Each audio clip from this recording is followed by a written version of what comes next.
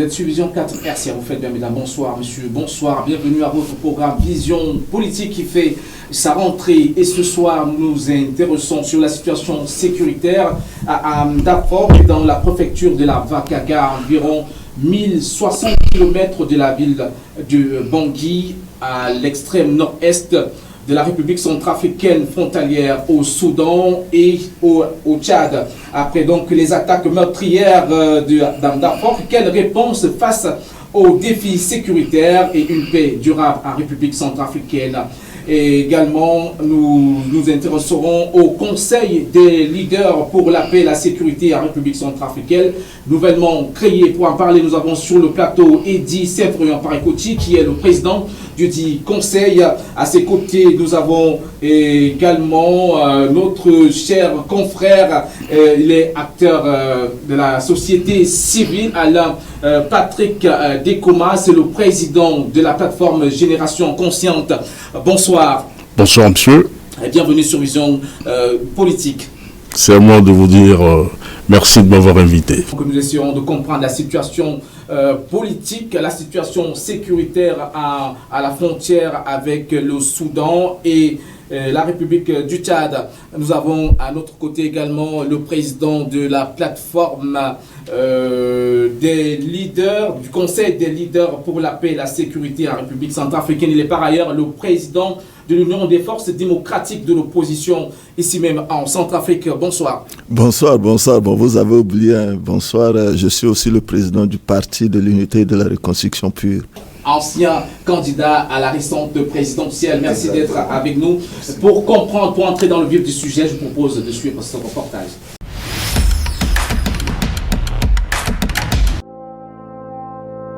Le 30 juin 2026, la localité d'Amdafok, à l'extrême nord-est de la République centrafricaine, est la cible d'une attaque meurtrière qui plonge la Vakaga dans une nouvelle crise sécuritaire. Selon les premiers bilans, plusieurs dizaines de personnes ont perdu la vie, d'autres blessés, et de nombreuses familles ont fui le village pour se mettre à l'abri. Ces violences sont attribuées à un groupe rebelle baptisé Alliance du sursaut patriotique. D'après les informations recueillies sur place, les assaillants ont ciblé des zones habitées, provoquant la fuite des populations et l'abandon de plusieurs habitations, laissant derrière leurs biens et leurs moyens de subsistance. Mais très vite, les forces armées centrafricaines, appuyées par leurs alliés russes, vont engager une riposte militaire pour reprendre le contrôle de la zone et repousser les assaillants. Une opération qui a visé à sécuriser Amdafok et les environs. Dans les heures qui ont suivi, les réactions se sont multipliées. Les autorités nationales, des responsables politiques, des organisations de la société civile, des leaders religieux, ainsi que plusieurs partenaires internationaux ont condamné ces violences et appelé à la protection des civils. Tous ont insisté sur la nécessité de rétablir rapidement la sécurité dans la zone. Les violences ont créé une situation sécuritaire préoccupante. Les besoins les plus urgents concernent à ce stade l'assistance aux déplacés, la prise en charge des blessés et le soutien des familles endeuillées. Les autorités et les acteurs humanitaires ont également appelé à intervenir pour répondre aux conséquences immédiates des attaques. Le gouvernement de la République centrafricaine informe l'opinion nationale et internationale que la localité d'Amdafok, dans la préfecture de la Vakaga, a fait l'objet, aux premières heures de la matinée du mardi 30 juin 2026, d'une attaque perpétrée par des groupes armés hostiles à la paix, à la stabilité et à la souveraineté de notre pays. Cette attaque menée à partir de la zone frontalière avec la République du Soudan intervient dans un contexte marqué par la persistance de l'instabilité dans cette partie de la sous-région. Les premiers éléments recueillis indiquent que les assaillants ont tenté d'en tirer profit de cette situation avant de se replier de l'autre côté de la frontière. Le gouvernement de la République centrafricaine exprime sa vive préoccupation face aux tirs ayant également visé la base opérationnelle temporaire de la mission multidimensionnelle intégrée des Nations Unies pour la stabilisation à la République centrafricaine, MINUSCA, au cours desquels Plusieurs casques bleus ont été blessés dans l'exercice de leur mission de protection des populations civiles. Il adresse ses vœux de prompt rétablissement au personnel touché et affirme son attachement au respect du droit international ainsi qu'à la sécurité de l'ensemble des forces engagées aux côtés des autorités centrafricaines dans les efforts de stabilisation et de consolidation de la paix. Dès le déclenchement de cette agression, les forces armées centrafricaines, avec l'appui des forces partenaires agissant dans le cadre de la coopération bilatérale, ont engagé une riposte appropriée afin de défendre l'intégrité du territoire national, protéger la population civile et rétablir la sécurité dans la zone concernée. À l'heure actuelle, la situation est sous contrôle. Les opérations de sécurisation se poursuivent afin de consolider les positions des forces engagées, renforcer la surveillance de la frontière et prévenir les nouvelles tentatives d'incursion. Le gouvernement adresse ses félicitations aux forces armées centrafricaines ainsi qu'à l'ensemble des forces engagées pour leur professionnalisme, leur bravoure et leur engagement constant au service de la nation. Le gouvernement réaffirme sa ferme détermination à défendre chaque portion du territoire national et à poursuivre sans relâche les efforts visant à garantir la sécurité des personnes et des biens sur toute l'étendue de la République. Il invite les populations de la Vakaga, en particulier celles d'Amdafok et des localités environnantes, à garder leur calme, à poursuivre normalement leurs activités et à faire preuve de vigilance en signalant aux autorités compétentes toute information susceptible de contribuer à la préservation de la sécurité. Le gouvernement rassure enfin l'ensemble de la population que toutes les dispositions nécessaires sont prises pour faire face à toute menace contre la paix, la sécurité et l'intégrité du territoire de la République centrafricaine. Il appelle une fois de plus à l'unité nationale et au soutien des forces de défense et de sécurité dans l'accomplissement de leur noble mission.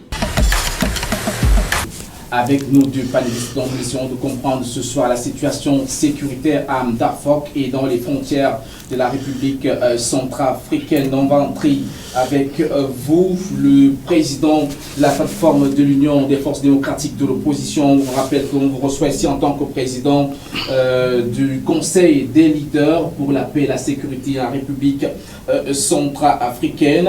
Les attaques d'Amdafok constituent-elles, selon vous, un simple incident sécuritaire ou bien un symptôme d'une menace beaucoup plus profonde? Merci, merci d'avoir m'interrogé et c'est vraiment une très bonne question. Vous savez, la préfecture de Vakaga en telle, il y a plusieurs tribus.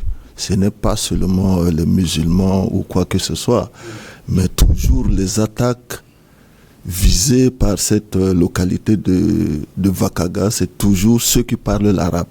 Donc certainement, c'est des étrangers qui sont venus de l'autre côté, parce qu'on a deux frontières à Vakaga, on a le Tchad et le Soudan. Et ces gens qui sont venus, moi personnellement et mes collègues ou mes compatriotes, on considère ça, c'est une évasion. C'est-à-dire c'est une attaque étrangère qui a attaqué notre pays. Donc l'attaque est due à quoi? Quelles sont les revendications des étrangers de venir nous attaquer? Je pense qu'on va en parler autour de ce débat. Puis en tant que leader politique, représentant de l'opposition centrafricaine, président du nouveau Conseil des leaders pour la paix et la sécurité en République centrafricaine, comment appréciez-vous ces actions-là? Quelle est votre analyse là-dessus? Merci, très cher journaliste. Notre appréhension par rapport à cette incursion des barbares, parce que nous on les appelle des barbares. Vous savez, dans la Vakaga, ça ne date pas d'aujourd'hui que nous avons ce style d'invasion. Ça a beaucoup duré. Et à un moment donné, vous avez constaté que ceux qui pensaient autrement et qui se disaient démocrates à l'époque, et à chaque fois qu'ils sont, je les appelle des criminels en col blanc. Lorsque vous regardez le schéma de ce qui s'est passé, c'est lorsque ces gens-là commençaient à faire des propagandes sur des ondes étrangères, invités dans certains plateaux de la télévision européenne, je peux le dire ainsi, et ces gens-là commençaient déjà à faire l'apologie de ce qui devait arriver. Et leur manière de faire, c'est tout simplement de dire que maintenant, si le gouvernement en place n'accepte pas le dialogue, ce qui est sûr et certain, il y aura quelque chose. Et ça, eux, ils se lavent les mains, parce qu'ils ne savent pas ce qui devait arriver. Quand ça commence comme ça, nous qui sommes avisés, on avait déjà compris qu'il y a quelque chose qui se préparait. Et lorsque il y avait eu cette lâcheté, cet assassinat crapuleux de Sutabé au niveau de Zemio, tout ça, c'est les ennemis de la paix. Parce qu'il fallait créer un imbroglio pour essayer que la situation puisse s'embraser au niveau de Zemio. Ça n'a pas tenu. Il est question, mettons, de passer là où c'est facile, c'est-à-dire entre nos deux frontières-là. Et comme généralement, les gens savent très bien que c'est une frontière qui est poreuse. Parce que imagine à peu près, quelqu'un qui se dit politicien, qui va dans une radio quelconque, commence à dire que ben non, au niveau de telle zone, ben, il n'y a pas assez de militaires pour protéger, c'est-à-dire les frontières. En ce moment-là, ça c'était quoi? C'était pas un code, c'était pour prévenir les gens que ben non, vous pouvez rentrer tranquillement, il n'y a pas assez de gens. Et quand on dit qu'il n'y a pas assez de militaires pour protéger une zone, cela veut dire quoi? Cela veut dire que vous pouvez rentrer, il n'y a pas de souci. Et il n'y aura aucun problème. Et ce que nous avons vécu, mais c'est terrible. Parce que imaginons à peu près ce que nous avons vécu dans ce pays en 2013. C'était le même schéma. Et les gens pensaient que la RCA d'hier, c'était la RCA encore d'aujourd'hui. Parce que c'est trop facile de venir entrer. Leur système, c'est quoi? C'est de taper dans le cerveau en disant tout simplement, nous allons arriver à Bangui. Nous allons venir à Bangui. C'est-à-dire, prendre Amda Fok ou bien Birao, ça veut dire que nous allons arriver à Bangui. C'était pour préparer les esprits à accepter les bêtises. Mais ils se sont confrontés réellement au peuple centrafricain qui ont décidé de dire que maintenant, trop, c'est trop. Et vous avez, vous-même, vous êtes des journalistes, vous entendez les gens, même des gens qui n'acceptent pas et qui n'épousent même pas l'idéologie politique du président de la République, chef de l'État, mais ces gens-là aussi ont décrié cela. À partir de ce moment-là, vous pouvez comprendre que cette exercice, c'était le trop. Rentrer sur notre territoire, piller, voler, faire du mal à la population, tout en disant quoi? Regarde, ça veut dire en fait, il faut essayer de comprendre. Comment quelqu'un qui se dit que non, je cherche à venir, comme l'a bien dit le président, je viens pour libérer. Je viens pour... mais quand tu viens pour libérer, mais comment encore tu tues cette population-là, tu voles cette population-là et tu détruis les biens publics? Donc, c'est énorme, c'est terrible. Pour vous relancer, vous êtes d'accord avec le président qui estime que c'est une invasion extérieure? C'est pas un incident. Ce n'est pas un incident. Tout est préparé. Tout est préparé. Tout a été organisé. La manipulation était vraiment à son paroxysme. C'est-à-dire commencer déjà à préparer le cerveau et accepter les bêtises sur le terrain. C'est ce que ça veut dire. Ça, c'était des codes. Lorsque ces gens, ces criminels au col blanc commençaient déjà à parler, ça, on savait déjà qu'il y a quelque chose en préparation. Mais il est hors de question que cette évasion, c'est-à-dire de ce type-là, continue à perpétrer sur notre territoire. Parce qu'on nous amène des marionnettes de quelque part, des barbares de quelque part, des mercenaires. Tous ces Soudanais égarés, les Tchadiens égarés, et que ces gens-là sont partis acheter pour ramener dans notre pays pour nous tuer. Mais ça, c'est terrible. Quand vous parlez, nous ne pouvons pas accepter l'argent, il s'agit de qui exactement? Je suis en train de dire, et ceux qui ont les oreilles pour écouter le savent très bien. On ne va pas citer les gens normalement. Nous les connaissons. Nous savons à peu près qui est qui dans ce pays-là. En les écoutant parler sur les ondes en République centrafricaine ou bien sur certaines radios que ces gens-là, c'est-à-dire en fait, valident tellement que je ne peux pas dire ici, je ne vais pas faire la publicité. Lorsque ces gens disent que si vous ne nous écoutiez pas, ça veut dire qu'il y aura un problème. Et ce qui arriverait, ça ne sera pas notre problème. Mais tout est dit. À partir de ce moment, il fallait se préparer à quelque chose. Vous savez, le Centrafricain, a toujours pardonné. Malgré qu'on le tue, malgré qu'on lui fait du mal, mais il a toujours pardonné. Mais le pardon a des limites. Il ne faudrait pas que ces criminels au col blanc là continuent à faire du mal au peuple centrafricain. Faire de la politique, c'est pas du faire de mal à quelqu'un. Si aujourd'hui vous n'êtes pas invité sur la table des rois pour essayer d'échanger, cela ne veut pas dire que vous êtes écarté de la République. Tout peut se faire du moment où il faut savoir le faire de telle sorte que on va doucement. On ne peut pas forcer les choses comme hier. Ça ne marche plus. Ce genre de pression, si vous ne faites pas ci, ben, il y aura ça. Ça ne marche plus. Et ça, je crois que notre génération n'acceptera plus ces genres de bêtises-là. Et c'est pour cette raison, nous battons de telle sorte que tous ces criminels au col blanc soient inquiétés. Vous appelez les criminels au col blanc. Vous les connaissez.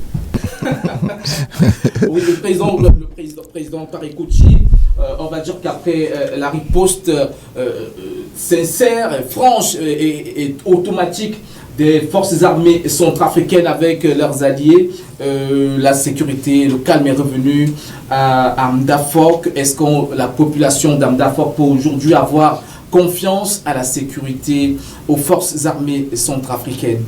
Bon, il y a une confiance. Pourquoi? Parce que les forces armées centrafricaines, vous le savez, on a vraiment un territoire de 623 000 km². Et notre gouvernement, et vu aussi la population centrafricaine, le gouvernement ne peut pas avoir des militaires partout dans le pays. Donc, il faut les placer quelque part. Quand il y a ces genres d'intervention, ils le font. Et effectivement, ils ont fait ce qu'ils pouvaient faire pour sauver le pays. Ils ont sauvé le pays.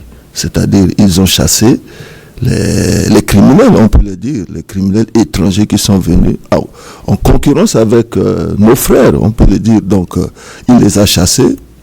Mais ce qui reste maintenant, c'est de remonter la mémoire de la population. Vous savez, être traumatisé, c'est déjà vu. Ce qui s'est passé en 2013, c'est le schéma qui se prépare pour le moment pour venir. Donc la population a encore ces images-là dans leur tête. Donc ils pensent toujours, il y a des gens qui ont vu leur papa tué, leur maman violée, toute leur famille, il y a les cannibales, il y a tous ces malheureux vraiment maleureuses situations qui s'est passées en 2013. Et quand ce genre de choses se passent, même pas seulement à Ndafok, même à Bangui, il y a des gens qui tremblent déjà. Il y a des Centrafricains qui commencent déjà à se rappeler, parce que même en 2013, ça a commencé toujours dans la même zone avant d'arriver à Bangui. Donc aujourd'hui, on doit faire confiance au FACA. Pourquoi? Parce qu'ils sont soutenus par le Wagner, et le Wagner, c'est le Conseil de sécurité des Nations Unies qui a validé leur arrivée en Centrafrique. Et donc c'est pas un organe de mercenaires, un organe de terroristes ou de bandits en tant que tel.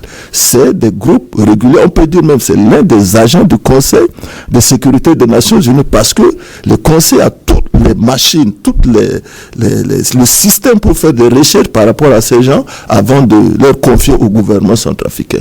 Donc vraiment, je salue vraiment les efforts de FACA et surtout les Wagner qui sont à côté d'eux, qu'ils continuent à mener des pressions militaires. Parce que ceux qui peuvent éviter ce genre d'invasion, c'est les pressions militaires. Parce qu'il faut qu'ils savent qu'il y a le caillou devant eux. S'ils coignent leurs pieds, c'est-à-dire soit tu arraches tes dents, soit on t'enterre. Donc je pense que on doit continuer à faire confiance à nos forces, malgré il y a encore des faiblesses à régler, mais on doit continuer à leur supporter et leur encourager et leur donner tout ce qu'il faut comme soutien pour qu'ils puissent protéger les frontières. Une certaine opinion estime que c'est la crise soudanaise qui serait en train de déborder en République centrafricaine. Quel est votre avis sur la question?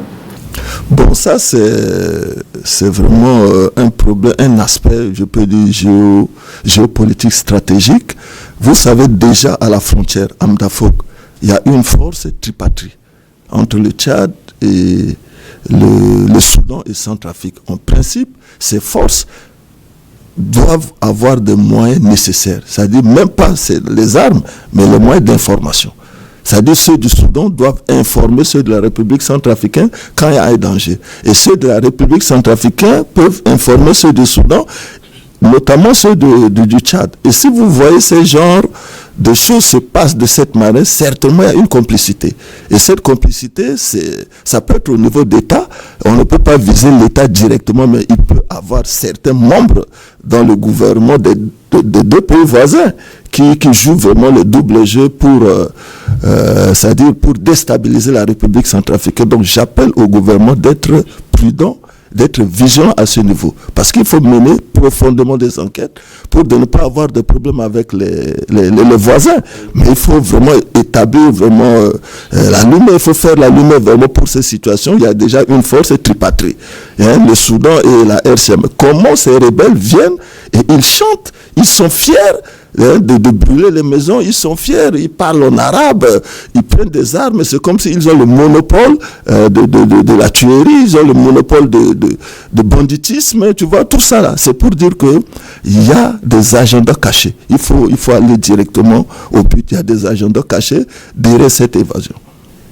Alain Patrick Nekoma, je vous ai vu réagir sur la question.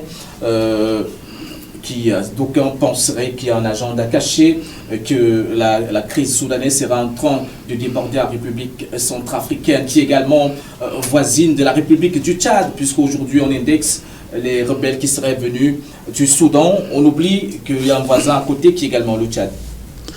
Dans cette région, les crises ne cessent jamais. Vous prenez par exemple la crise tchadienne, les crises, je peux le dire ainsi, soudanaises. Généralement, ces genres de choses-là, quand ça commence, et vous savez qu'au Soudan, ça a trop duré quand même. Ça a trop duré. Donc, il fallait le fois aussi de comprendre certaines choses que, à tout moment, ça peut déborder. Ça peut déborder. Mais ça va déborder dans quel sens? C'est là la vraie question. Ça va déborder dans quel sens? Je pense que ça ne va pas aller au-delà de notre frontière. Impossible. Ça ne passera pas notre frontière. La frontière centrafricaine, certes, même elle est poreuse, mais ça ne va pas déborder chez nous. Ça ne sera impossible. Et ça, je parie ma tête. Je parie ma tête que ça ne pourra jamais déborder chez nous. Parce que les gens savent très bien, ils ont leurs limites.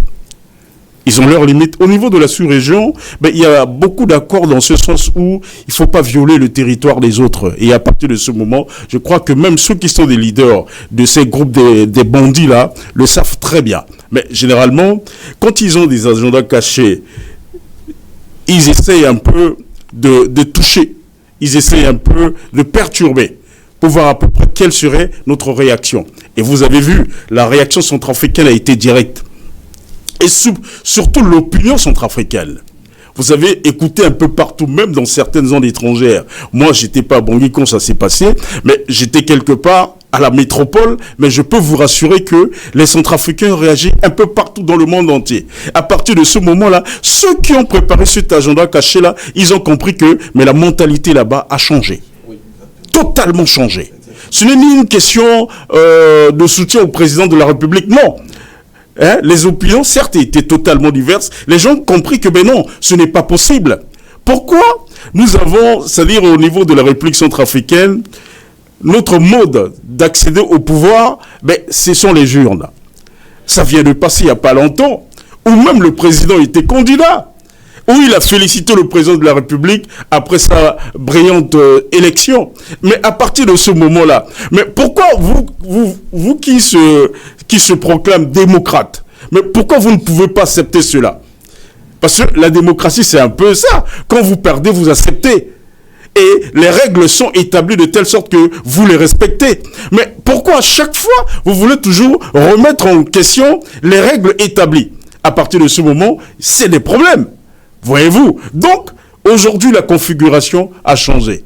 Et Dieu merci, la réaction de Nongfaka était directe, de telle sorte pour persuader les criminels en face. Et ça s'est fait d'une manière rigoureuse. Ça s'est fait d'une manière terrible. De telle sorte que lorsque vous pensez que vous pouvez tuer facilement et repartir, et ce n'était pas aussi facile pour eux. Nous avons vu les images et nous avons compris. Et ceux mêmes qui ont fui, ils sont en train de regretter pourquoi ils sont rentrés en Centrafrique. Parce qu'on ne leur a pas dessiné clairement la carte. Ils n'avaient pas compris que ça devait se passer de cette manière-là. Ils n'avaient pas compris que le système de combat a changé. Nous avons aujourd'hui des alliés. Et ces alliés, c'est pas n'importe quel allié. La République centrafricaine a signé un accord militaire avec la Russie. Aujourd'hui, nous avons les Russes auprès de nos FACA. Et nous avons aussi des jeunes de la région de Vakaga. Il faut connaître l'histoire de la Vakaga. Les jeunes de Vakaga, à l'époque où mon père nous expliquait à peu près quand certains présidents à l'époque sillonnaient la zone là-bas, mais ce sont des guerriers. Ce ne sont pas des gens qui sont faciles à manipuler. Et vous avez vu leur réaction. Comment eux-mêmes, ils ont décidé de prendre l'affaire en main avant que les autorités envoient ceux qui devaient aller pour régler le problème définitivement. Ça s'est fait d'une manière naturelle. Et aujourd'hui, ils sont où? Mais ils sont repartis. Et du moment où les gens là ne se sont pas retirés de chez nous facilement comme ça, il y a eu des échanges de tirs. Il y a eu des morts. Il y a eu des morts. Il y a eu des dizaines de morts et des blessés, des nombreux déplacés aujourd'hui qui vivent dans une situation humanitaire un peu déplorable. C'est pour vous relancer. Vous disiez tantôt, été informé de la situation de la Vakaga et de Amdafok plus précisément, étant à l'étranger, certainement par les réseaux sociaux. Ne pensez-vous pas que les réseaux sociaux, quelque part, ont eu à amplifier la psychose au sein de la population centrafricaine en général? Les réseaux sociaux, généralement, réagissent souvent, c'est-à-dire, en fait, réagissent plutôt souvent à plusieurs diamètres ou à plusieurs variétés. C'est-à-dire, il y en a qui utilisent les réseaux sociaux pour faire autre chose, pour véhiculer des fausses informations. Il y en a qui utilisent les réseaux sociaux pour essayer un peu de faire l'apologie de la guerre. Il y en a qui utilisent les réseaux sociaux juste pour essayer de déformer à peu près les vraies images des choses, c'est-à-dire les vraies informations, comme je disais tantôt. Et il y en a qui utilisent pour dire clairement la vérité, pour essayer de booster les gens à comprendre la réalité. Et vous avez vu, sur les réseaux sociaux, il y a des gens qui ont essayé d'alerter. Mais il y en a qui ont essayé juste, c'est-à-dire en fait, de faire l'apologie de la guerre. Tout simplement pour faire peur. Et ça n'a pas marché. Parce qu'il y a eu des réactions un peu partout. Et ces réactions-là ont permis à ce que ces fausses informations ont été bloquées. Bloquées de telle sorte que ça ne puisse pas être véhiculé au sein de la population. Et que les gens ne puissent pas accepter ce genre d'informations. Ça s'est fait dans ce sens-là. Et les réseaux sociaux ont permis aussi au monde de comprendre la vérité. Et la vérité s'est éclatée. Raison pour laquelle je dis, au niveau des réseaux sociaux, c'est à variété variable. C'est difficile de maîtriser à peu près sur les réseaux sociaux. Mais il y a eu beaucoup d'informations qui se sont circulées. Raison pour laquelle je peux vous rassurer. Ceux qui dirigent le pays généralement, il y en a qui ne voient même pas ces histoires des réseaux sociaux. Parce que pour mesurer la sécurité d'un pays, l'indicateur, c'est le peuple. Il faut d'abord écouter le peuple. Je crois que vous êtes des hommes de médias. Sur le terrain, il y avait eu des hommes de médias. Et les citoyens les frères au niveau d'Amdafok ont beaucoup parlé. Et à partir de ce moment, c'est là où vous pouvez mesurer l'indicateur de la sécurité dans la zone. Et ça a permis aux autorités militaires de faire ce qu'ils peuvent faire. Et aujourd'hui, nous pouvons juste leur jeter des fleurs. Mais au-delà de leur jeter des fleurs, nous leur demandons. Et ça, c'est une recommandation forte.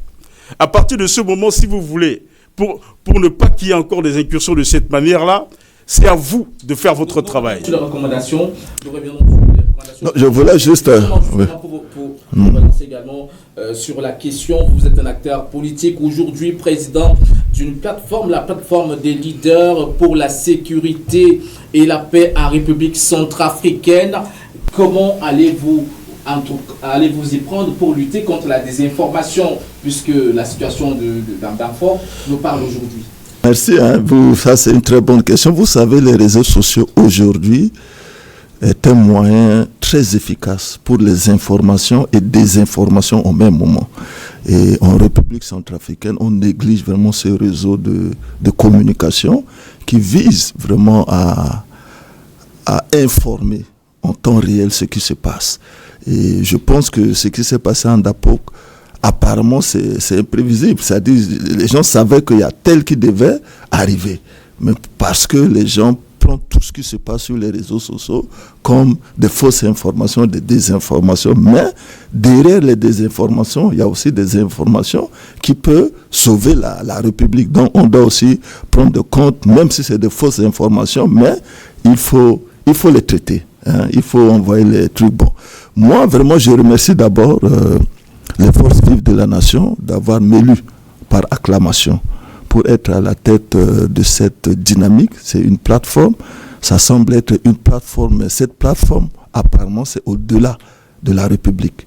Pourquoi ? Parce que c'est animé par des sentiments républicains, c'est animé par des sentiments patriotisme, c'est animé par une dynamique consciente et de responsabilité. Donc, je suis sur cette plateforme. Nous avons un devoir, c'est-à-dire, on se dit, on met fin à la violence. Quand on met fin à la violence, c'est-à-dire, nous avons le pouvoir, la capacité d'aller vers la population, leur parler, leur sensibiliser. Parce que vous voyez tout ce qui se passe dans notre pays, comme la rébellion, les violences, parce que ces gens-là pensent avoir l'adhésion de la population. Et la population est faible. La population est vulnérable, vu aussi son état de pauvreté, son état de mentalité et tout ça, on les manipule facilement, surtout la jeunesse et les trucs là. Donc notre devoir, c'est la sensibilisation. C'est-à-dire nous allons mettre plus l'accent sur la sensibilisation et surtout une pression sur le gouvernement. Et quand on parle du gouvernement, ce n'est pas seulement le président de la République, non. Il est président, il est le guide. Mais il y a un gouvernement, il y a tous ces ministres-là. Quels sont les travaux ? Ils sont là pour aider le chef d'État. Et si vous voyez toutes ces choses se passent dans notre pays, c'est qu'il y a des négligences quelque part. Les gens pensent que quand je suis nommé ministre pour moi et ma famille. Alors que c'est tout à fait le commercial. Une partie du pouvoir du peuple, que le peuple a donné au président, que le président vous a donné, vous êtes les yeux du président. Donc tout ce qui se passe dans le pays, il faut donner des informations à temps réel pour que le président puisse prendre des décisions. Parce qu'il y a les décisions politiques qui peuvent empêcher ce genre de choses. Le président pouvait... Vous voyez comment Idriss Déby a dépêché on peut dire un émissaire pour venir avec une invitation seulement.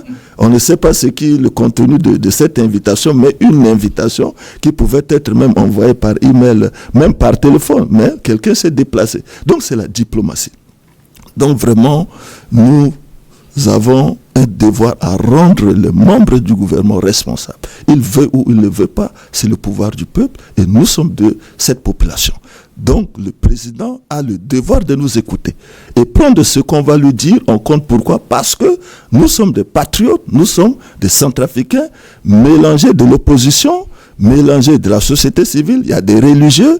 Bon, quand on parle de la paix, il y a les aspects politiques, il y a les aspects socio-économiques, il y a tout ce qui compte. Même on parle de la sécurité. Donc, il y a vraiment... nous sommes en train de nous reconstruire pour faire face à des défis sécuritaires et de la paix. Et cette paix acquise par le peuple ne doit pas être perturbée par qui que ce soit. Ça, c'est vraiment un pacte que tous ces leaders anciens, et ils m'ont mis sur cette plateforme. Et c'est pas là où je dois prendre du thé ou là où je dois dormir. C'est une responsabilité. On doit répondre à tout moment quand besoin sera. Aujourd'hui, Alain Patrick Dekoma, le sang a coulé. D'abord que des familles ont perdu leurs proches, s'il fallait établir les responsabilités de la sécurisation au niveau des frontières, à qui incomberait cette responsabilité ? Cette question-là, je crois, elle est mal posée. Pourquoi ? Posée dans ce sens où chercher à avoir absolument quelqu'un qui doit prendre le chapeau, il n'y en a pas. Il faut comprendre que le travail de sécurité, c'est un travail énorme. Et comme je disais, la sécurité, c'est nous tous. On est d'accord ? La sécurité, c'est nous tous. Par exemple, lorsqu'un citoyen lambda dans un coin quelconque, lorsque vous ressentez quelque chose, c'est-à-dire un mouvement qui ne représente pas réellement la loi de ton pays, à partir de ce moment, il faut dénoncer. Quand vous dénoncez, ça va permettre aux autorités compétentes d'essayer d'étudier, évaluer, et à partir de ce moment, il y aura une réaction par rapport à ces mouvements qui circulent dans vos coins quelconques. Mais imaginons, lorsque les mauvaises personnes de mauvaise foi, sans foi ni loi, préparent une invasion rien que pour venir piller, voler et détruire, juste pour attirer l'attention du gouvernement, c'est-à-dire ceux qui sont au niveau central. Ça veut dire quoi? Ça veut dire que tout est préparé. Tout est préparé. Et à partir de ce moment, quitte à ces autorités militaires, comme je le disais tantôt, à partir de ce moment-là, de faire leur travail. Mais on ne va pas dire clairement que non, la responsabilité vous incombe parce que vous n'avez pas eu l'information à temps, il y a un petit souci d'information, ou bien ceux qui sont censés récolter des informations sur le terrain pour remonter n'ont pas fait leur travail. Non, tout le monde a essayé. Chacun dans son petit coin a essayé de faire ce qu'il peut. Mais à partir de ce moment, c'est la réaction. C'est la réaction de l'autorité centrale, c'est-à-dire les autorités militaires normalement qui devaient décider qui est telle chose, qui est telle chose. Nous savons tous que le travail de sécurité, que ce soit, est énorme, comme je le disais tantôt. Mais faisons attention, le travail de sécurité, ça ne se décrète pas. Ça ne se décrète pas. Ça se fait tous les jours. Si aujourd'hui, vous et moi, nous arrivons, c'est-à-dire à se lever le matin et venir jusqu'ici, c'est-à-dire à cette heure-ci, faire ce genre de débat, ça veut dire que la sécurité a fait son travail. C'est ça qui nous a permis de venir tranquillement ici. On n'a pas eu des petits soucis en cours de route et on est arrivé et voilà, nous sommes en train de faire un débat entre nous. Donc, je disais tantôt, cette question-là, elle est mal posée. Normalement, vous, en tant que journaliste... Vous vous sentez mal à l'aise? Je ne me sens pas mal à l'aise. Je suis totalement à l'aise pour répondre à cette question-là. Mais je dis tout simplement, elle est très mal posée. Il n'y a pas quelqu'un, au fait, qu'on doit ici pointer du doigt que non, c'est tel ou c'est tel ou c'est tel. Non. Il n'y a pas de responsabilité partagée. Non. Il faut faire attention. Parce que c'est le français. Quand vous dites que la responsabilité est partagée, ça veut dire que c'est dangereux, ça. Tout le monde n'est pas coupable. Tout le monde est alors innocent, c'est ce qu'on comprend. Bon, je pouvais compléter un peu. Je pouvais compléter un peu. Vous voyez, le gouvernement est le responsable numéro 1 de la sécurité. Et l'objectif principal d'un État à atteindre, c'est la sécurité absolue, territoriale, pour son peuple, des biens et des vies. Mais les actes de terrorisme ont toujours des agendas cachés, comme je venais de vous dire. Ça passe au-delà de la pensée de tout le monde. Même aux États-Unis, il y a des actes de criminels, même en France, même les États qui ont vraiment les moyens suffisants, c'est-à-dire modernes pour la sécurité. Toujours, il y a ces genres de... Même il y a Charlie Hebdo qui a été assassiné dans la capitale française. Donc ça, c'est des actes terroristes. Voilà, même en Israël. Donc, voilà. Donc, les actes terroristes ont toujours des imprévus, c'est-à-dire ça passe au-delà de... Mais ce qui s'est passé à Amdafok, c'est la continuité du rébellion de 2013, parce que leur objectif, c'est de diviser la RCA. Et ils avaient commencé, mais ils n'ont pas pu. Pourquoi? Parce que ils ont eu les anti-Balaka en face. Et maintenant, ils ont compris que les anti-Balaka et tout ça sont affaiblis. Maintenant, il y a un président qui a mis en place, il est en train de réformer l'armée et tout ça. Donc maintenant, c'est le moment.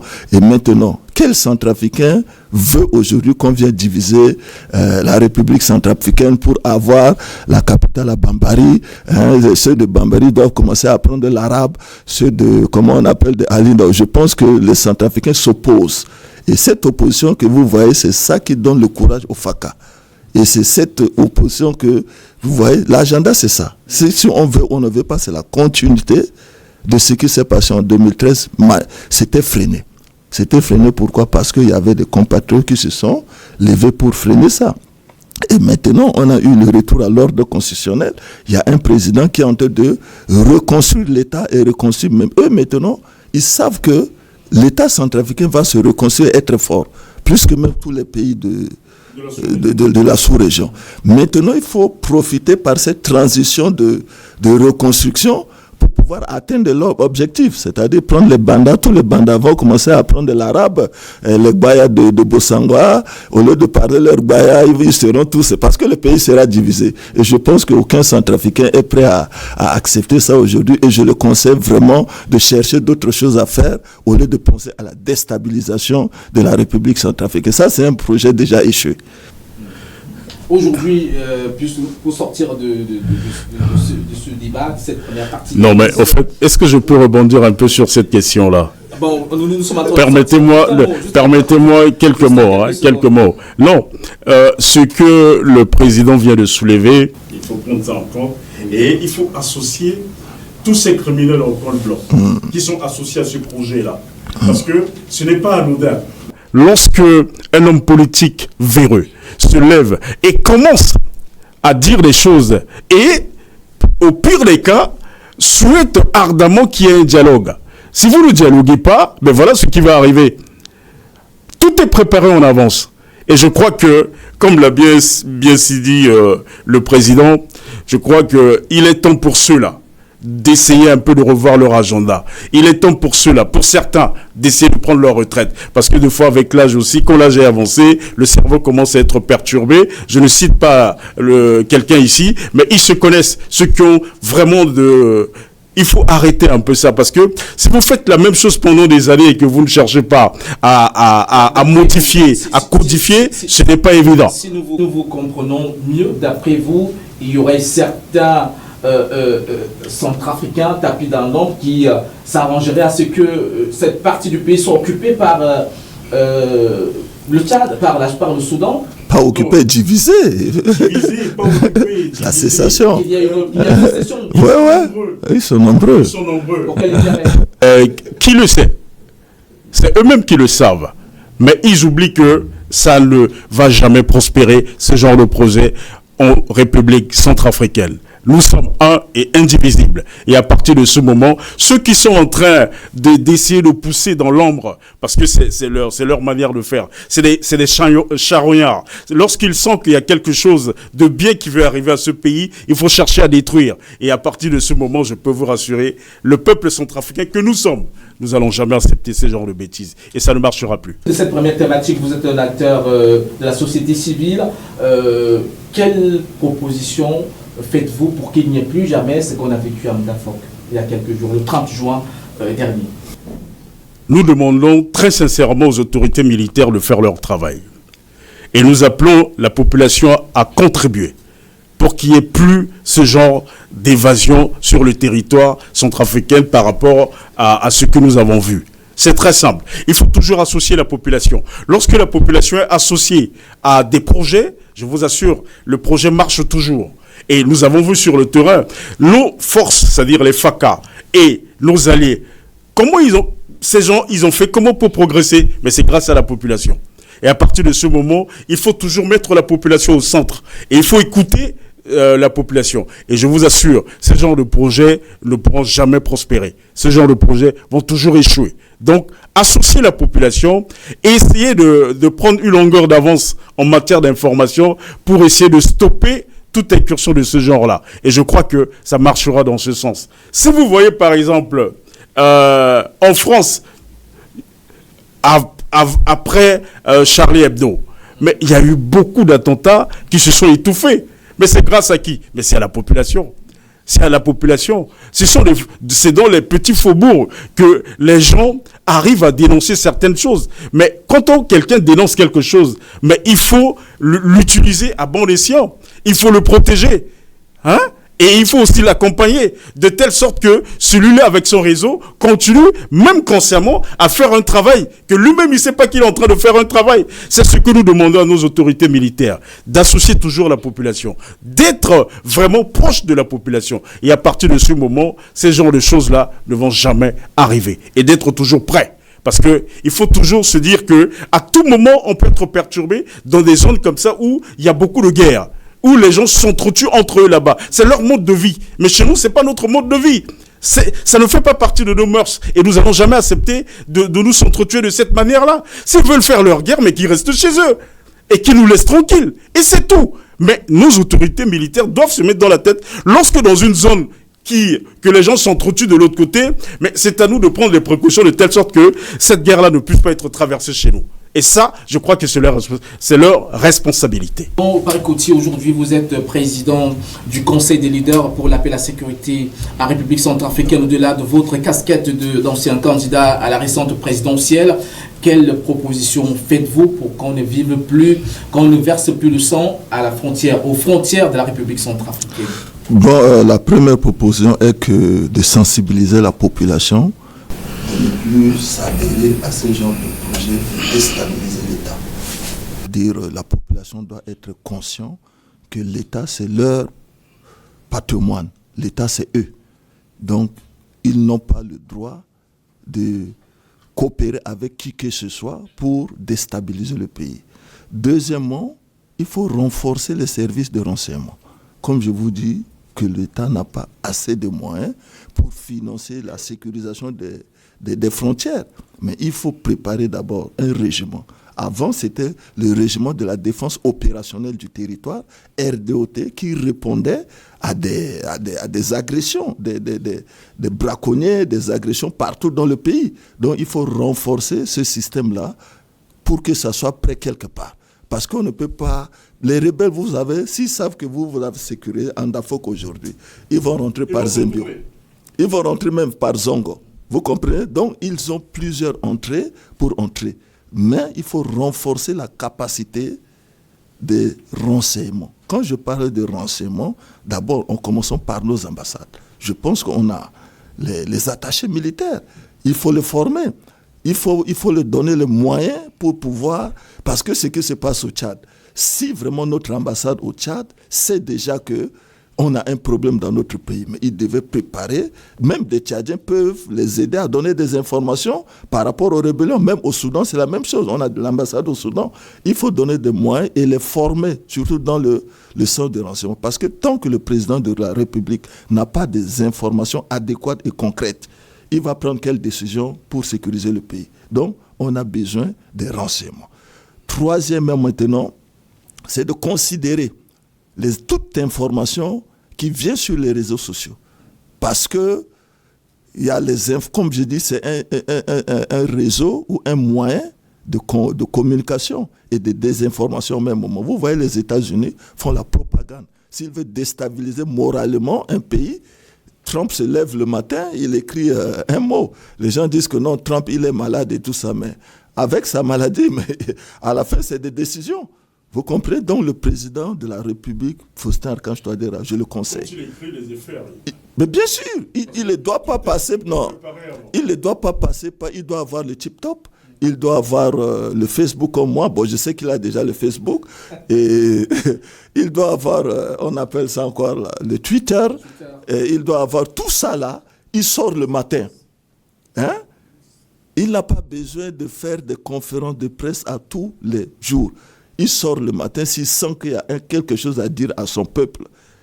Même avec la voix aujourd'hui sur Facebook, tu fais l'enregistrement comment on appelle, tu écris. Au moins le peuple de Amdafo vont comprendre, et voilà, le président a parlé. Même s'ils n'ont pas les réseaux, mais quelqu'un va enregistrer, les amener à voilà. Ils savent déjà qu'on a un président. Donc, ça, c'est une obligation. J'exige au président, et on va vérifier, parce que nous, ça, c'est notre rôle. Il faut qu'il a le tip-top, il a même le YouTube. Vous demandez au président de la République d'être abonné au compte TikTok, d'avoir un compte X, d'avoir un compte Facebook. Voilà, est-ce que c'est pas trop pour un chef d'État aussi? Bon, on retient que vous demandez au président d'amplifier la communication, d'être... Voilà, d'amplifier la communication. Voilà, oui. Et c'est sous ces mots que nous allons refermer cette première thématique pour aborder donc la deuxième partie de cette émission qui présente aujourd'hui le Conseil des leaders pour la paix et la sécurité en République centrafricaine. Et notamment pour ces missions, je vous propose de suivre ce reportage pour en savoir davantage. 48 heures après les attaques meurtrières de Amdafok, les condamnations se multiplient. Après la ferme réaction de l'Assemblée nationale suivie de celle du gouvernement, qui ont dénoncé un acte terroriste et réaffirmé leur soutien aux forces armées centrafricaines, les leaders musulmans de Centrafrique montent à leur tour au créneau Reçu au Palais de la Renaissance par le président de la République, le professeur Faustin Kanje Touadéra, les responsables du Conseil supérieur islamique de Centrafrique et du Conseil national des imams sont venus remettre une déclaration conjointe. Un message qui condamne avec la plus grande fermeté l'attaque perpétrée à Amdafok et exprimer leur compassion aux familles des victimes et souhaiter un prompt rétablissement aux blessés. Dans cette déclaration, les responsables religieux rappellent que les assaillants présentés comme des mercenaires venus d'un territoire voisin agissant au nom d'une prétendue communauté musulmane ne représentent en rien les musulmans de Centrafrique. Il insiste sur le fait que l'islam est une religion de paix et que les fidèles rejettent toute instrumentalisation de la religion à des fins de violence. Un message fort qui s'inscrit dans la dynamique nationale de condamnation observée depuis cette attaque meurtrière. Après le Parlement, le gouvernement et désormais les autorités religieuses affichent un front commun face aux auteurs de cet acte, tout en appelant à préserver la cohésion sociale et le vivre ensemble. Prenant acte de cette déclaration, le chef de l'État a une nouvelle fois condamné avec fermeté cette attaque odieuse. Il a invité les Centrafricains à ne pas céder à la haine ni aux divisions recherchées par les auteurs, tout en saluant l'engagement des leaders religieux en faveur de la paix. Il a également exhorté le Conseil supérieur islamique de Centrafrique et le Conseil national des imams à poursuivre leurs actions de sensibilisation ainsi que leurs prières pour la stabilité du pays. À travers cette déclaration conjointe, les leaders musulmans réaffirment que la République centrafricaine a définitivement choisi le chemin de la paix, de la réconciliation et du dialogue, tout en réitérant leur soutien aux efforts des autorités pour restaurer durablement la sécurité sur l'ensemble du territoire national. Retour sur ce plateau, vous êtes bien sûr Vision 4 RCA, vous suivez votre programme Vision politique. À cette deuxième partie, nous parlons du Conseil des leaders pour la paix et la sécurité en République centrafricaine qui vient d'être créé. Sur le plateau, nous avons Eddy Symphorien Parikoti qui en est le président.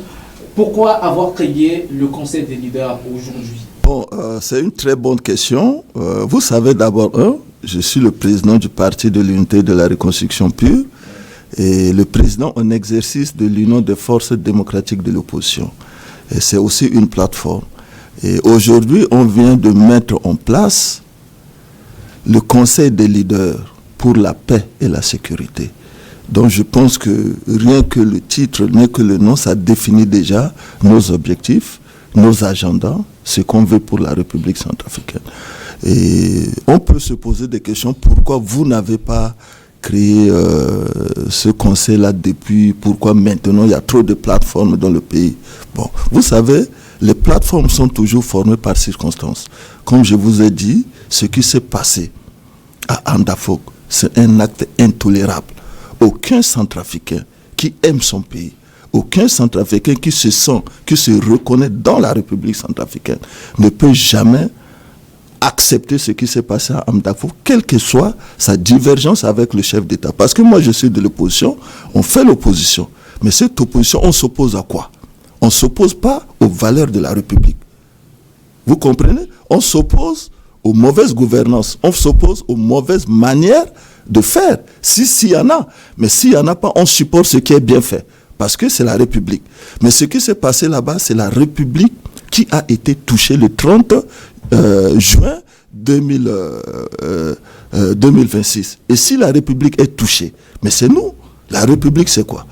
C'est la population, c'est le territoire, c'est la souveraineté. Donc notre souveraineté en tant qu'acteur politique de l'opposition a été touchée. Et si cette souveraineté a été touchée, nous devons réagir. Mais on réagit en tant qu'opposition démocratique. Ça ne va pas donner plus de voix. Ça ne va pas donner plus d'impact. Donc, il faut sensibiliser maintenant toute sensibilité des forces vives de la nation. Et heureusement, il y a des compatriotes qui étaient prêts à aller même à Amdafok, à aller vraiment se défendre là-bas. Qu'est-ce qui a manqué? Bon, les moyens, les routes. Vous savez, les routes ne sont pas tellement praticables. Mais sinon, vraiment, ce qui s'est passé à Amdafok, ça a touché plusieurs forces vives de la nation qui se sont centrafricains. Parce qu'il y a des gens qui sont centrafricains, qui vivent en Centrafrique, mais ils ne sont pas centrafricains, si vous êtes d'accord avec moi. Ils préfèrent mieux défendre la France, ils préfèrent mieux défendre peut-être le Soudan ou le Tchad ou même le Congo. Mais si c'est la République centrafricaine, ils réjouissent vraiment du mal ou de malheur du peuple centrafricain. Mais ceux qui se sont centrafricains, on s'est réunis dans une assemblée générale. Ils ont dit que bon, toi, tu as l'habitude de gérer une plateforme, tu dois être le président par acclamation. Et il y a aussi la deuxième vice-présidente, c'est Vincente Sareva, je sais, elle était ancienne ministre.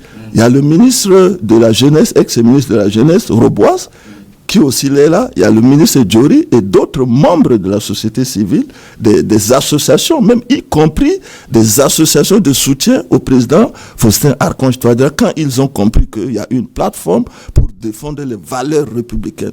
Ils se sont joints à nous. Et voilà, aujourd'hui, on a fait une conférence pour vous présenter. Et présenter au peuple centrafricain, cette plateforme n'est pas comme les autres plateformes que les gens ont l'habitude de dire que non, on fait les plateformes et ceci, non. Je pense que c'est une plateforme plus républicaine que politique, que la société civile. Permettre à Alain Patrick Dekoma peut-être de s'y intéresser, quel est le rôle de cette plateforme de façon concrète? Bon, la plateforme, comme je vous ai dit, on doit choisir parce qu'il y a beaucoup à faire pour établir la paix et la sécurité. Comme je vous ai déjà dit, qu'il y a les aspects politiques, les aspects économiques et sociaux, mais nous, on va beaucoup plus être du côté de sensibilisation et de renseignement. C'est-à-dire, on doit aller vers le peuple, on doit dire au peuple que ça, c'est notre pays. Personne n'a le droit de déstabiliser l'État. Si vous déstabilisez l'État, vous allez vous déstabiliser votre vie et déstabiliser votre pays. Donc, nous, on va beaucoup plus se focaliser sur la sensibilisation et mettre la pression. Parce que si on a des informations concrètes, il faut mettre maintenant la pression sur le gouvernement pour réagir et donner des réponses par rapport aux défis sécuritaires et de la paix. Alain Patrick Dekoma, une plateforme est née, la plateforme des leaders politiques pour la paix et la sécurité. Comme le nom le dit, il est question de promouvoir la paix et la sécurité en Centrafrique. Est-ce qu'elle vous parle en tant que membre de la société civile? Vous savez, très chers journalistes, les plateformes se créent toujours lorsque une situation se pose, c'est-à-dire c'est selon les circonstances. C'est une plateforme qui est vraiment la bienvenue sur la scène politique centrafricaine, à mon humble avis.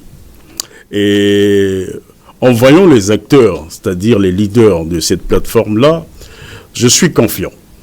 Je suis vraiment confiant. Et je sais que cette plateforme-là va faire de telle sorte qu'elle puisse apporter une plus-value par rapport à plusieurs plateformes qui existent déjà. Et ça sera bien pour la paix et la sécurité, comme son nom l'indique. C'est aussi important de comprendre que l'enjeu sécuritaire aujourd'hui, elle est énorme, comme je disais tantôt. Et quitte à nous de prendre notre responsabilité. Prendre notre responsabilité dans quel sens? C'est dans ce sens-là. C'est-à-dire, il faudrait qu'il y ait des leaders qui sont capables d'aller sur le terrain, d'être proche de la population, écouter la voix de la population et relayer textuellement ce qu'ils ont entendu pour permettre aux autorités compétentes de prendre des mesures, même les plus terribles, pour essayer de contrer certaines choses qui sont totalement hors ou bien qui ne cadrent pas avec la loi de la République. Mais au-delà de tout ça, souvent j'ai des questions, en fait, je me pose une certaine question. Lorsqu'on crée une plateforme, même si nous avons notre objectif, même si nous avons notre manière de faire, mais cette plateforme, je peux le dire, parce que le président Kwame Kuti est le président d'un parti politique. Oui. À partir de ce moment, je ne vais pas lui demander de transformer cette plateforme-là et faire seulement de la politique politicienne. Vous êtes d'accord avec moi? Mais il est question aussi de demander à cette plateforme-là d'animer la vie politique. Vraiment d'animer la vie politique. et de temps en temps, créer des thématiques pour soulever tout haut, pour permettre à la population de comprendre que réellement la politique existe. Parce que pour certains citoyens lambda comme moi, généralement, lorsqu'on veut écouter les politiques, c'est juste des questions purement politiques et politiciennes. On parle des choses où, des fois même, le centrafricain lambda n'arrive même pas à comprendre. Parce que nous, toujours, c'est-à-dire, en fait, les politiciens, c'est des gros mots, d'accord? C'est des grands projets, où le pauvre citoyen qui pense que, bon, je dois manger 3 fois par jour, et si j'arrive pas à manger, mais l'intérêt de leurs histoires-là, c'est quoi pour moi? Parce que si quelqu'un ne voit pas son intérêt dans cette affaire-là, mais comment celui-là va être intéressé? Et du coup, les gens se détachent un peu de la politique. Et du coup, ça pose problème. Tout en sachant que c'est la politique qui réglemente à peu près la société.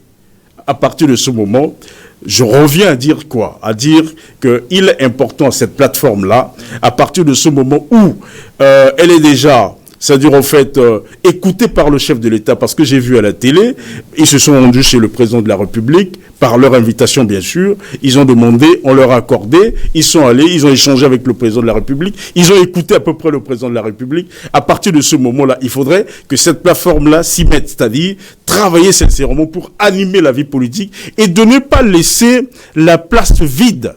Quand je dis la place vide, c'est quoi? C'est-à-dire laisser la scène politique totalement amorphe, de telle sorte que certains qui se disent démocrates avérés, hein, et qui sont là toujours pour détruire la République et commencent à inventer des choses pour perturber l'équilibre mental du peuple centrafricain. Parce que si il n'y a personne devant, c'est-à-dire s'il n'y a pas une plateforme quelconque qui essaie de débattre des sujets de l'heure et mettre sur la place publique, mais ceux d'en face, mais ils vont utiliser ça autrement, comme on leur habitude.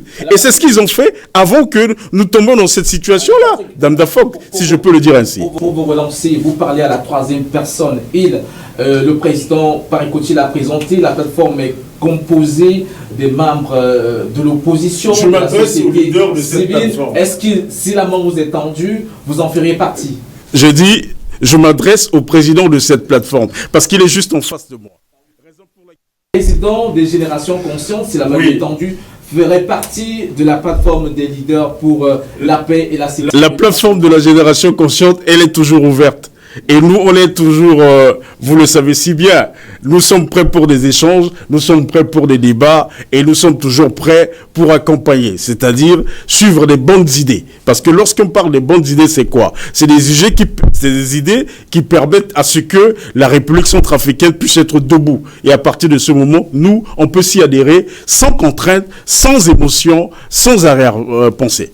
Oui, Président, la question, je vous la pose. On a constaté que la plateforme des leaders pour la paix et la sécurité en Centrafrique est composée de plusieurs anciens ministres de la République et de membres de l'opposition. Est-ce que par derrière, il n'y aurait pas un agenda caché, peut-être une coalition politique pour renverser le MCU qui a un ancrage sur le plan territorial?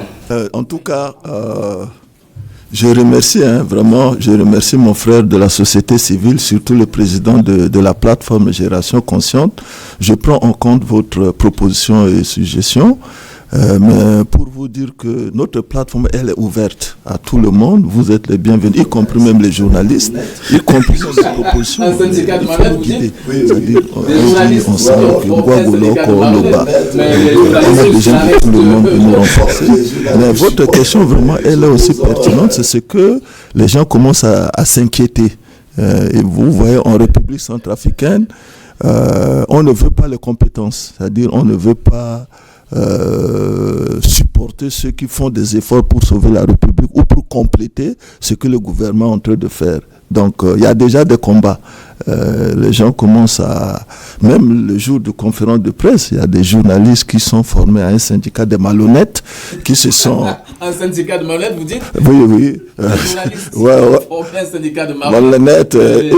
Jusque-là reste neutre. Bon, j'ai des journalistes qui supportent même les opposants, même les rebelles. Vous savez, ça ne manque pas. Qui supportent des rebelles. Mais bien sûr, mais quand tu fais l'apologie l'apologie, quand tu fais l'apologie des rebelles, tu parles des rebelles, non, venez prendre le pays, c'est quoi? Bon, je dis pas tout, hein, je dis pas tout. Il y a des jours. Voilà, donc c'est pour vous dire que le MCU est un parti politique qui est au pouvoir aujourd'hui. Je pense que le peuple centrafricain compte beaucoup sur eux. Et partout dans le monde, quand on gagne les élections, on doit gérer le pays. Mais chez nous, en Centrafrique, on n'est pas encore arrivé à ce niveau. Nous sommes trop loin de dire que c'est moi qui gagne et je dois gérer le pays. Non, nous sommes trop loin de ça. MCU doit faire avec tout le monde, y compris les autres partis politiques, y compris les autres plateformes de la société civile. Et notre rôle, c'est de ne pas prendre la place de qui que ce soit. Mais comme je vous ai dit, si ce n'était pas Amda Folk, ce conseil des leaders ne devait pas avoir lieu. Je devais rester toujours sur l'UF2O. Comme je vous ai dit, ce qui s'est passé à Amda Folk, c'est la République qui a été touchée. Même j'ai vu MCU a réagi. J'ai vu tout le monde. Ceux qui n'ont pas réagi, peut-être, ils ont des intérêts que ces rebelles viennent déstabiliser la RCA. Mais nous qui ne voulons pas la déstabilisation de ce régime ou de ce pays, on n'a pas accepté. Donc, on n'a rien à faire avec le pouvoir de qui que ce soit. Mais nous sommes des Centrafricains. Nous sommes prêts à promouvoir la paix et la sécurité. Et surtout, préserver les valeurs républicaines. Quand je vous dis la République, c'est moi et vous, y compris tout le monde, toutes les sensibilités possibles. Nous sommes moi j'ai été candidat, si je gagne, mais j'aurais besoin du président Touadéra, j'aurais besoin de MCU, j'aurais besoin de tout le monde pour construire la République et faire marcher les choses, mais je n'ai pas gagné. Est-ce que je dois entrer en rébellion pour leur combattre? Non. Les mêmes luttes, les mêmes idées que j'avais, quand je serai au pouvoir, mais il faut être avec eux pour construire le pays, parce que c'est notre pays. Alain Patrick Ladi, vous avez été reçu en audience récemment par le président de la République, le professeur Faustin Archange Touadéra, pour lui remettre le livre blanc pour prévenir des crises de sécurité en République centrafricaine. Qu'est-ce qui ressort de vos échanges? Ladi, vous avez été reçu en audience récemment par le président de la République, le professeur Faustin Archange Touadéra, pour lui remettre le livre blanc pour prévenir des crises de sécurité en République centrafricaine. Qu'est-ce qui ressort de vos échanges? Bon, effectivement, quand vous parlez de livre blanc, c'est moi personnellement qui a demandé au président de nous recevoir. Pourquoi? Parce qu'il est le président de la République. Nous voulons une légitimité.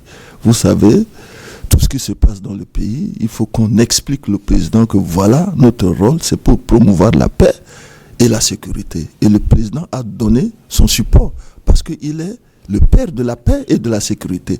Si les gens veulent promouvoir la paix et la sécurité, il nous a accepté de promouvoir la paix. J'ai oublié l'autre question, vous avez... Qu'est-ce qui ressort de ces échanges? Bon, c'est qu'il a... L'appréciation du président face à cette initiative.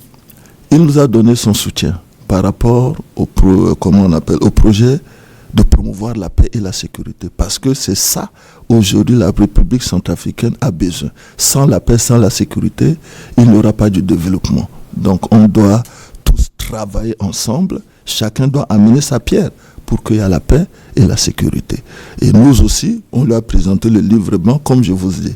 Il y a les anciens candidats, il y a les anciens ministres, il y a les membres de la société civile dans cette plateforme. Donc, c'est des spécialistes. Je parle de Robois, je parle de tout ce monde-là. Il y a même les autres que vous n'avez pas vus.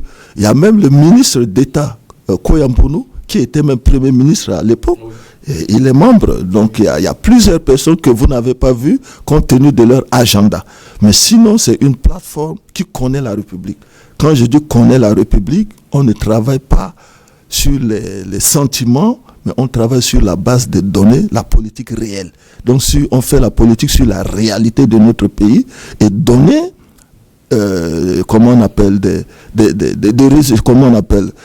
les réponses au président de la République pour pouvoir prendre des décisions. Je pense que le livre, je pense que vous aurez le copie et vous allez voir notre projet à court terme, long terme et tout ça. Qu'est-ce qu'il faut pour défendre la République.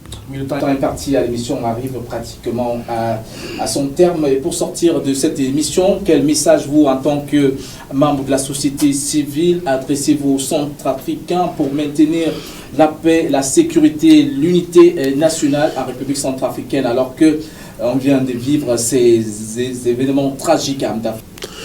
Merci, monsieur le journaliste. Mon message est très clair. Je demande tout simplement au peuple centrafricain d'être serein, d'aimer son pays. Aimer son pays ne veut pas dire il faut accepter tout. Mais aimer son pays, c'est-à-dire il faut être prêt à faire aussi des sacrifices. Cela veut dire aimer aussi son pays. Aimer son pays, il faut être aussi indulgent. Aimer son pays, il faut aimer son frère d'à côté. Parce que quand j'essaie de voir à peu près, vous n'avez pas évoqué cela, ce qui s'est passé à Boali, c'est regrettable. C'est regrettable pour qu'aujourd'hui nous arrivons à ce genre de manipulation. Et certains jeunes, je peux dire égarés de la République, qui sont tombés dans ce jeu-là pour essayer de s'en prendre physiquement à certaines communautés, tout en sachant que la vérité n'était pas vraiment de ce côté-là. Donc, faisons attention, parce que ces gens-là, ils vont commencer par essayer de toucher un peu partout et nous piéger. Et ça, le piège, certains jeunes n'ont pas compris au niveau de Boali et ils sont tombés dans ce jeu. Donc, nous leur demandons tout simplement, et nous demandons très clairement au peuple centrafricain d'être prudent à ce genre de jeu-là et de ne pas accepter, c'est laisser la loi faire son travail, laisser la justice faire son travail. Et si il y a des questions qui demeurent sans réponse, mais c'est d'apporter ça auprès des autorités compétentes pour permettre à ces autorités-là de faire leur travail. Donc, notre appel au peuple centrafricain, que vraiment, restons sereins. Il faut aimer son pays et écouter nos autorités. Écouter nos autorités, c'est-à-dire, lorsqu'il y a quelque chose qui ne va pas, il faut aussi dénoncer. Mais dénoncer ça, mais dans la stricte règle de la République. De telle sorte que nous gardons notre cohésion, de telle sorte que le vivre ensemble que le président de la République prône depuis un temps puisse être respecté. Et que la réconciliation nationale que nous aimons tant reste parmi nous. Nous sommes tous centrafricains. La République centrafricaine, c'est un pays laïque. À partir de ce moment, il faut accepter cela. Et accepter aussi les critiques des autres. Acceptons les critiques des autres, ça nous permettra aussi de voir clairement ce qui se passe dans notre pays. Je vais vous dire une chose de banale. Voyez-vous, lorsque certains opposants commençaient à dire que ben non, il est temps pour la République de se réconcilier. Et je crois que M. Parekouti en fait partie. Il avait dit à l'époque, quand il n'était pas encore sur le sol centrafricain, il était là où il était. Mais il avait dit cela, il y a cela un temps. Je ne sais pas si lui-même il est là, est-ce qu'il se rappelle de ça? Mais nous qui observons les choses, nous avons décortiqué de près tout ce qu'il disait. Et lorsqu'il est arrivé sur le sol centrafricain, je crois qu'il n'a pas bougé d'un iota, c'est-à-dire il est resté sur la droite ligne et il est resté comme il est, dans son franc-parler et dans sa manière de faire les choses. Ça, c'est ce qu'on appelle un républicain. Ça veut dire quelqu'un qui aime son pays, qui n'aime pas son pays juste pour son intérêt personnel, mais il aime son pays pour l'intérêt général. Et c'est ce que la plateforme Génération Consciente demande à tous les politiciens de le faire. Et à tous les démocrates, je dis bien, dans le bon sens. Et nous-mêmes, c'est-à-dire le peuple, nous devons rester dans ce sens-là. Aimer notre pays, aimer nos dirigeants, les écouter et de faire de telle sorte que cette paix-là règne. Parce que sans la paix, il ne peut pas avoir le développement. Sans la paix, personne ne peut faire quoi que ce soit. Donc, je vous remercie. Je crois que notre appel sera écouté. Si votre appel sera écouté, on sortira avec vous, Président, votre mot à l'endroit des Centrafricains, des citoyens centrafricains qui vous écoutent aujourd'hui. J'appelle mes compatriotes centrafricains et centrafricaines, surtout ceux qui sont ici en République centrafricaine, et ceux des arrière-pays et ceux de la diaspora, de ne plus se céder à n'importe quelle manipulation divisionniste et déstabilisatrice. C'est-à-dire la démocratie que nous avons acquis ensemble, nous devons le préserver. Et préserver la démocratie, c'est de suivre notre président, c'est de suivre ceux qui les a donné le pouvoir de l'aider.